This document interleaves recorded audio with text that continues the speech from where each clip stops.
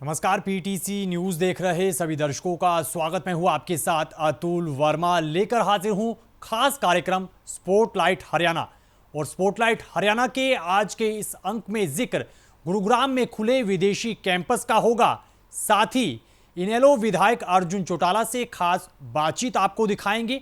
वहीं देश के दूध सेक्टर में बड़ी उपलब्धि, हरियाणा में कैदी द्वारा संचालित पेट्रोल पंप की भी बात होगी।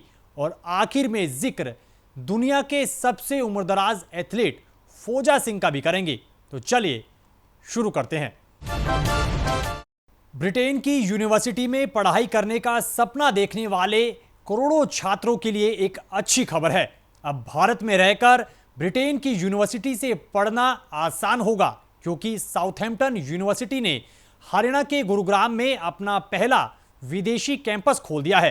हरियाणा के मुख्यमंत्री नायब सिंह सैनी और केंद्रीय शिक्षा मंत्री धर्मेंद्र प्रधान द्वारा उद्घाटन किया गया ये कैंपस आखिरकार क्यों खास है, रिपोर्ट देखिएगा।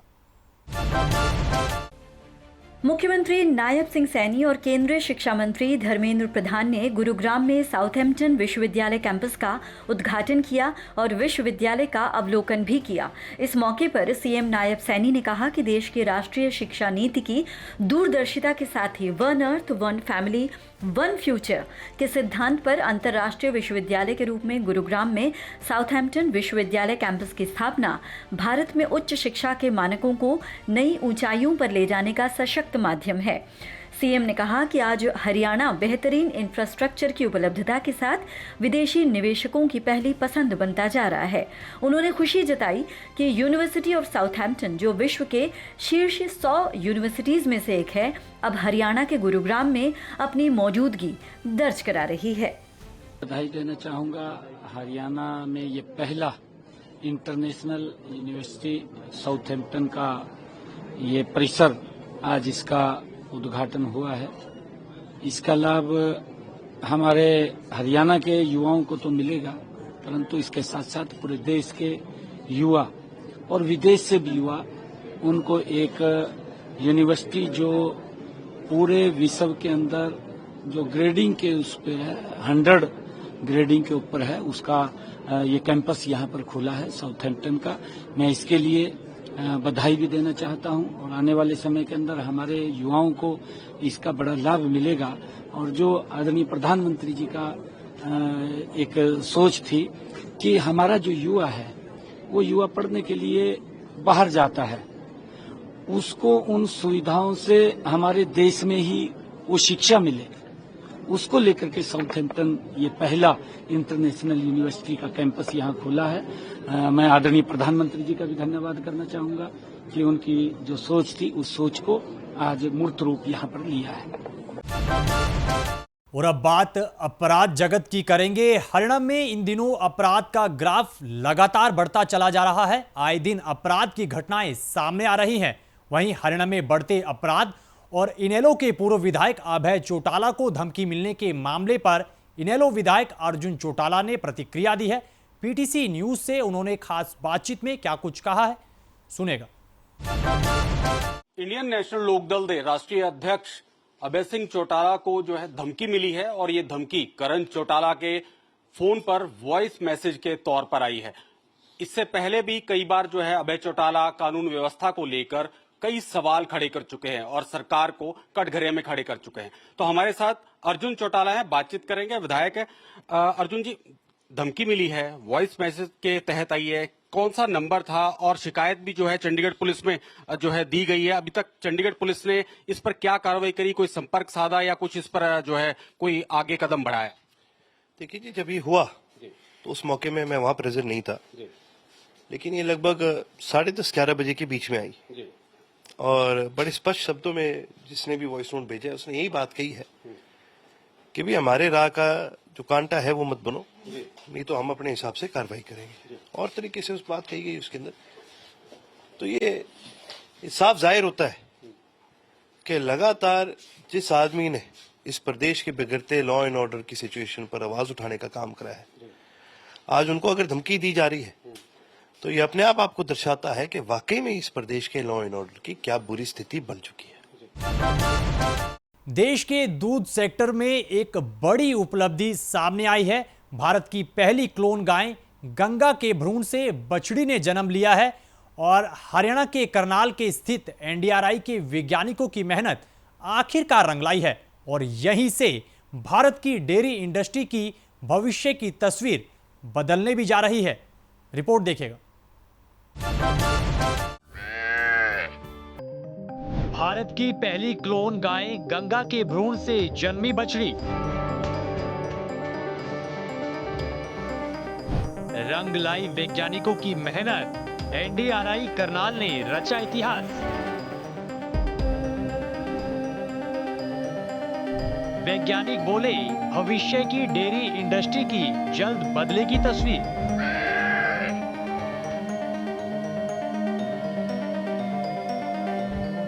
देश के दूध सेक्टर में एक बड़ी उपलब्धि सामने आई है।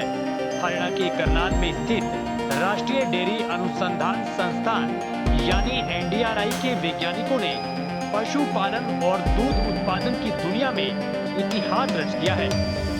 पहली बार क्लोन तकनीक से तैयार की गई गाय गंगा के अंडाणुओं से दूसरे मादा पशु ने एक स्वस्थ बछड़ी को जन्म दिया है। वहीं इस कामयाबी ने पशु प्रजनन में मल्टीप्लिकेशन यानी एक उच्च नस्ल की गाय से कई पशुओं को जन्म देने का रास्ता खोल दिया है। लिहाजा अब एक गाय के गुणों को कई नए पशुओं में दोहराया जा सकेगा, जिससे डेयरी सेक्टर में न सिर्फ दुग्ध उत्पादन बढ़ेगा बल्कि बेहतर नस्लों की क्रांति भी आएगी। हमने जो है टेक्नोलॉजी को एक स्टैंडर्डाइजेशन अच्छे से कर लिया है क्लोनिंग की। आप जानते हैं कि हम एनिमल को क्लोन कर सकते हैं। क्लोन के बाद एक ओवम पिकअप होता है कि लाइव एनिमल्स के अंदर, जैसे कि हमारी जो गाय हैं उनको हमारे स्लॉटर सभ्यता नहीं होना होता है, तो उस गाय से हम ओसाइट को निकाल करके बाहर से मैच्योर करके लाइव एनिमल से, क्योंकि स्लॉटर करने के लिए अगर ओवरी निकालना होगा तो स्लॉटर करना पड़ेगा, तो हमें स्लॉटर ना करके उसको लाइव एनिमल को अंडे निकाल करके बाहर मैच्योर करके और फिर मदर नोट्स में डाल करके और हम बच्चे पैदा करते हैं। तो एक क्लोन जो हमने गंगा बनाई थी आज से लगभग मार्च 2023 में, वो अभी मैच्योर हो गई थी 18 महीने पहले। 18 महीने पे हमने उसके अंडे निकाल लिए। अंडे निकालने के बाद उसको बाहर मैच्योर करके हमने बहुत सारे एनिमल में उसको ट्रांसफ़र किए थे और अभी एक बच्चा हो गया।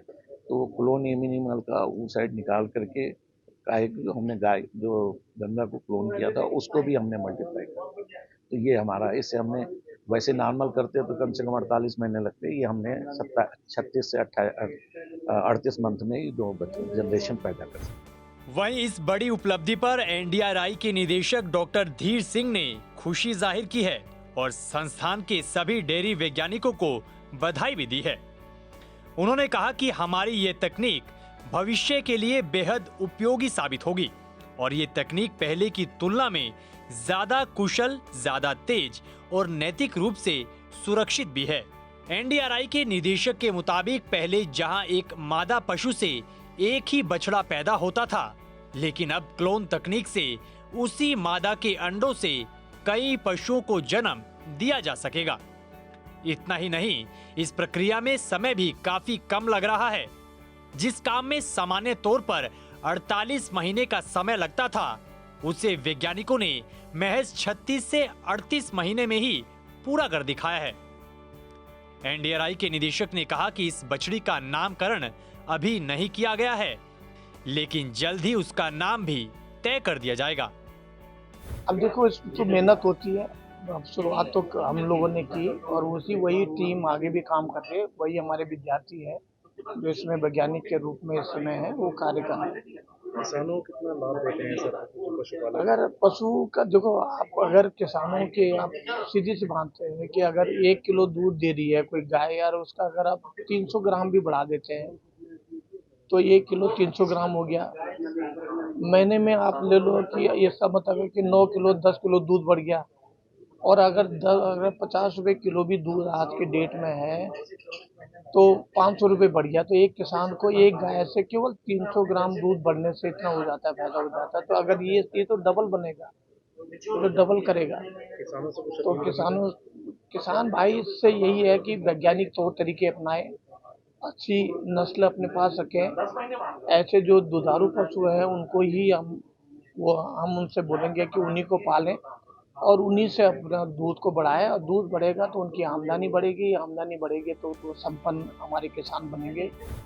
बहरहाल क्लोनिंग के क्षेत्र में भारत पहले ही उल्लेखनीय मुकाम हासिल कर चुका है और अब मल्टीप्लिकेशन तकनीक ने इस यात्रा को एक नई दिशा देने का काम किया है। एनडीआरआई करनाल की ये उपलब्धि सिर्फ देश ही नहीं बल्कि वैश्विक स्तर पर भी वैज्ञानिकों का ध्यान अपनी ओर खींच रही है।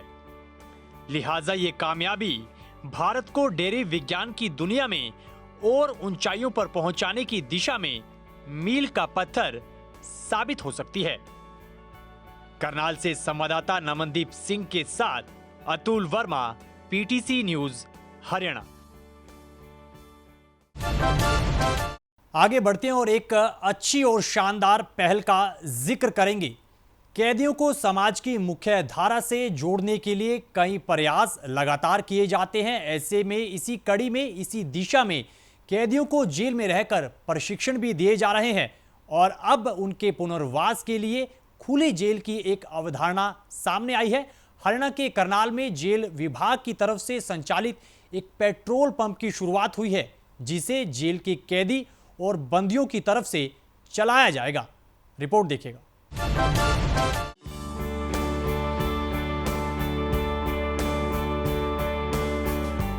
करनाल जिले में जेल प्रशासन ने कैदियों के सुधार और पुनर्वास के मकसद से एक नई पहल की शुरुआत की है।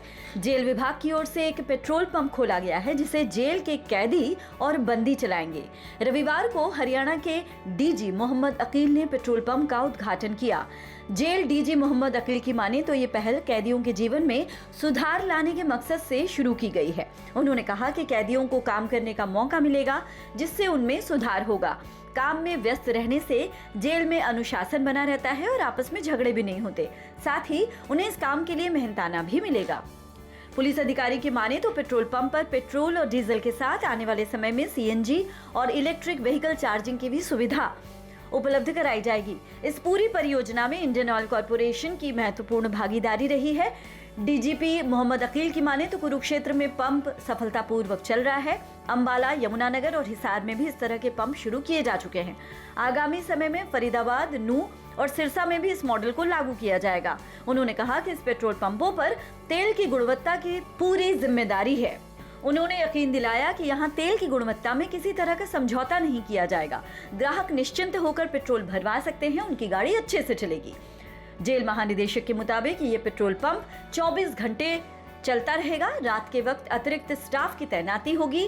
पेट्रोल पंप से होने वाला मुनाफा सीधा सरकार के खाते में जाएगा। डीजीपी ने यह भी साफ किया कि सरकार की तरफ से किसी भी तरह के फंड की कमी नहीं है, चाहे वो नए जिलों में ऐसी सुविधाएं शुरू करने की बात हो या फिर कैदियों की जरूरतों की पूर्ति की बात हो। उन्होंने कहा कि कैदियों के जीवन सुधार के लिए जेल में और भी कई तरह के काम चलाए जा रहे हैं। जॉब अपॉर्चुनिटी मिली हुई है, उनको कुछ पैसा भी मिलता है इसमें करने से, काम करने से। जेल प्रशासन को फायदा है कि एक डिसिप्लिन कायम होता है जेल के अंदर, क्योंकि कैदी जब उनकी एनर्जी ये अच्छे रास्ते पर चल पड़ती है, चैनलाइज हो जाती है, तो जो कैदी हैं वो डिसिप्लिन में रहते हैं। आपस में एक दूसरे से कहना सुनना नहीं होता। जो जायज जो डिसिप्लिन के लिए काम होते हैं, बातें होती हैं, उसको करते हैं खुशी से। और एक कंपटीशन की भावना भी आती है। एक ये आता है कि भाई हम डिसिप्लिन में रहेंगे तो हमें भी आगे ओपन एयर प्रिजन मिलेगी या पेट्रोल पंप पे, इस फ्यूल स्टेशन पे काम करने को मिलेगा। मैं दोबारा से बताना चाहूँगा कि ये जो फ्यूल स्टेशन है, ये पेट्रोल डीजल तो है ही है, बाद में सीएनजी भी आएगा और ईवी चार्जिंग सिस्टम भी आएगा। ये मोस्ट मॉडर्न एक एक्सपेरिमेंट है जिसमें आईओसी की बहुत बढ़ चढ़ के भागीदारी हुई है।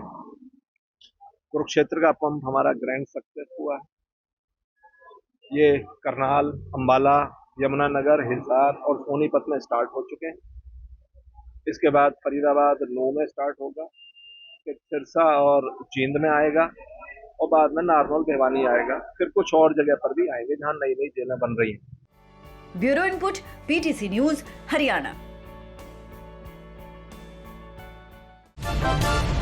चलिए आगे बढ़ते हैं और अब जिक्र करेंगे दुनिया के सबसे उम्रदराज एथलीट और टर्बन टोर्नेडो के नाम से मशहूर फोजा सिंह का, जो कि 114 साल की उम्र में दुनिया को अलविदा कह गए हैं।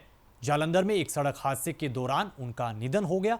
देश और दुनिया की तमाम बड़ी हस्तियों ने उनके निधन पर शोक जाहिर किया है, उन्होंने श्रद्धांजलि दी है।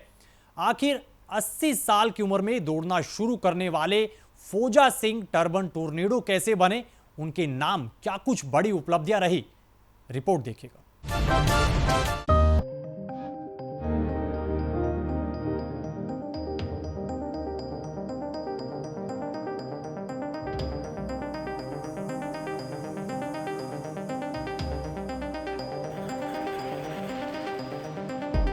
मरा ਤਾਂ अपने देश विच मरा, अपने पिंड विच मरा। ये शब्द दुनिया के सबसे उम्रदराज एथलीट फोजा सिंह के थे। टर्बन टोर्नेडो के नाम से मशहूर फोजा सिंह ने दुनिया को अलविदा कह दिया है। 114 साल की उम्र में उनका निधन हो गया। बीती सोमवार को पंजाब के जालंधर में सैर के दौरान उन्हें एक अज्ञात वाहन ने टक्कर मार दी, जिसके बाद उन्हें इलाज के लिए एक निजी अस्पताल ले जाया गया, जहां पर उनका निधन हो गया। एक्सीडेंट हो गया, गाड़ी लगी उसके बीच जी, गाड़ी वाला तो भाग गया जी। तो कुछ पहचान हो सकी गाड़ी की, कौन सी पहचान को पुलिस लगी हुई है जी, उसकी सीसी कैमरे चेक करते हैं, सब कुछ करते हैं। देखो इतने बड़ी सड़क में क्या पता लगता है कौन सी गाड़ी कैसे है, ये तो पुलिस का काम है ना जी। हमको तो पता ही नहीं कि क्या हुआ, हमको तो फोन आया। पुलिस के साथ बातचीत हुई आपकी? हाँ हुई। क्या कहते हैं वो कहते लगे हुए हैं, रिकॉर्डिंग देखते हैं सभी रोड पे जी। तो कोई सीसीटीवी सामने नहीं है अभी? नहीं, उनके पास होगी, मेरे पास नहीं है, उनके पास होगी, जो भी कुछ होगी पुलिस डिप्टी साहब के पास होगी। कितने बच्चे हैं फोजा सिंह के, बता दीजिए। मैं सबसे छोटा लड़का हूँ उनका जी। मेरे से हम 3 भाई 3 बहनें हैं जी। कब संस्कार की डेट? संस्कार वैसे 2-3 दिन तो लग ही जाएंगे। हमने इसमें FIR जो है आदमपुर पुलिस स्टेशन में 281 सेक्शन और जो 105 BNS है उसके तहत दर्ज किया है। FIR नंबर 114 है और इन्वेस्टिगेशन इज़ अंडरवे। तो हमने CCTV जो फुटेज है उसका एनालिसिस कर रहे हैं, क्योंकि उस वक्त जो ट्रैफिक के आवर्स पीक आवर्स होते हैं उसमें तो it's going to be identified कि कौन से व्हीकल के साथ उनका जो एक्सीडेंट हुआ था, तो टीम्स उस पर काम कर रही हैं। वहीं फोजा सिंह के निधन पर देश और दुनिया में शोक की लहर है। देश और दुनिया की हर बड़ी हस्ती ने उनके निधन पर शोक जताया है। प्रधानमंत्री नरेंद्र मोदी ने ट्विटर X पर लिखा, फोजा सिंह जी एक असाधारण व्यक्तित्व थे, जिन्होंने फिटनेस जैसे एक बेहद महत्वपूर्ण विषय पर भारत समेत दुनिया भर के युवाओं को प्रेरित करने के अपने अनोखे अंदाज और जीवन शैली से एक मिसाल कायम की। वो अद्भुत संकल्प शक्ति वाले एक महान खिलाड़ी थे। बता दें कि पंजाब के जालंधर जिले के ब्यास पिंड में साल 1911 में जन्मे फोजा सिंह ने 80 साल की उम्र में दौड़ना शुरू किया था। साल 1990 के दशक में फोजा सिंह इंग्लैंड चले गए थे और अपने बेटे के साथ रहने लगे, लेकिन साल 1992 में उनकी पत्नी और सबसे बड़ी बेटी का निधन हो गया, जिससे उन्हें गहरा सदमा लगा। वहीं अगस्त 1994 में उनके 5वें बेटे की एक निर्माण हादसे में मौत हो गई और इन्हीं दुखों ने उन्हें 1995 में फिर से दौड़ने का संकल्प लेने के लिए प्रेरित किया, जिसके बाद 90 साल की उम्र में फोजा सिंह ने अंतर्राष्ट्रीय स्तर पर मैराथन दौड़ना शुरू किया और अपनी पहली दौड़ साल 2000 में लंदन मैराथन के तौर पर पूरी की। वहीं साल 2004 में वो एडिडास के एक विज्ञापन अभियान में डेविस बेहकम और मोहम्मद अली के साथ नजर आए थे।